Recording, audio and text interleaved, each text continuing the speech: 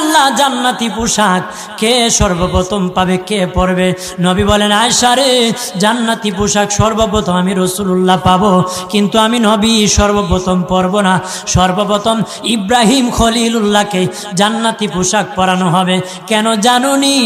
ইব্রাহিম নবীকে নমরুদের আগুনে যখন ফেলে দেওয়া হয়েছিল, দুনিয়ার সব ছেড়ে দিয়েছিল, বাড়ি ছেড়ে দিয়েছিল, সম্পদ ছেড়ে দিয়েছিল, মা বাবা ছেড়ে দিয়েছিল, এমনকি গায়ের জামাও যখন খুলে নেয়, ইব্রাহিম কয়েক কাপড় ছেড়ে দিতে পারি, আমার আসমানের মালিককে ছেড়ে দিতে পারি না।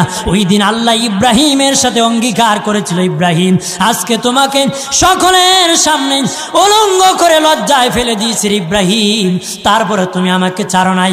আমি কিয়ামতের দিন সকলের সামনে মুসলমান, বেঈমান, কাফের, নাস্তিক যারা তোমাকে উলঙ্গ করেছিল তাদের সামনে আমি আল্লাহ আনুষ্ঠানিকভাবে তোমাকে কাপড় পরায়া দিব।